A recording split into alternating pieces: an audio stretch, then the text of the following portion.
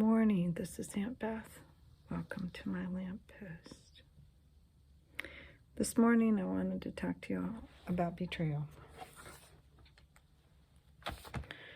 So, it's hard not to get cynical and bitter. You know, we have in the U.S. a runaway train of a government that's not listening to its people. Crazy spending that none of us would be able to do personally without going to jail. Government corruption.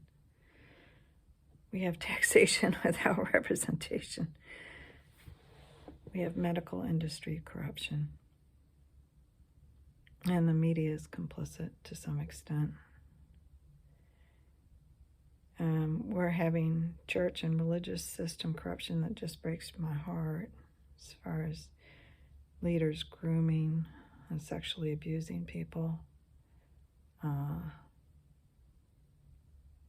both within the Catholic Church as well as within the Charismatic Church. We have open flouting of pornography.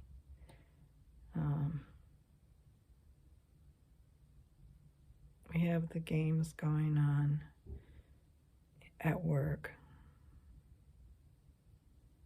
And to me, if I'm not careful, it's absolutely overwhelming. And I could get bitter. But I realized that what I was experiencing was betrayal.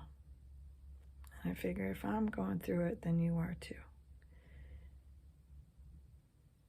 And I think that betrayal is to some extent because I was depending on and hoping that the people that I had entrusted to follow the rules, because they'd either implicitly or explicitly promised that they would do the right thing, and they're not. And part of my life depended on them. And so that's where the feeling of betrayal comes in. I think betrayal is different than being let down. We all let people down occasionally. But they promised to abide by the rules, and I believed them. And so there's sort of a social contract where, you know, I agree to do this, I agree to do this, okay, we have a deal. Well, the Bible says to be innocent but not naive. And I have been naive, I think, for most of my life. You know, a lot of the writers in the Old Testament, they had the same issue. You know, there's no justice. Everyone's corrupt and profiting from the helpless and the poor. And they're just getting rich. And where's God in all of this? Why is he so slow to act? And that is my question. Exactly. And then I realized I'm getting angry and bitter because I, to some extent, had expected them to fulfill the deal. And I feel betrayed. But now I know. You know, the pressure and the greed have revealed truth that we wouldn't know any other way. And you know, it's revealed truth in them, it's revealed truth in me. As far as the fact that my foundations, my worldview was dependent on some things that probably shouldn't have been.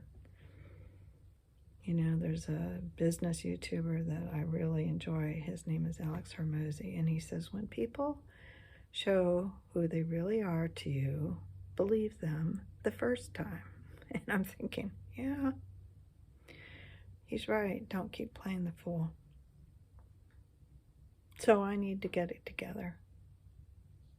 I need to relocate some of my beliefs and foundations over to the Lord and dependency, and I know that He will never let me down. He will always tell me the truth. I refuse to be the victim. I refuse to get bitter, because then they've really won. So how do I break out of this runaway train? I don't know. Asking the Lord for wisdom on how to break free of the systems that are so corrupt.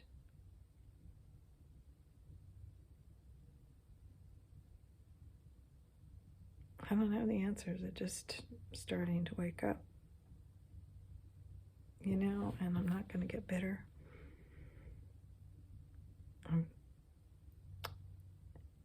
I've been betrayed, and now I know. So I hope to some extent this encourages you. So have a fabulous day. All God's best.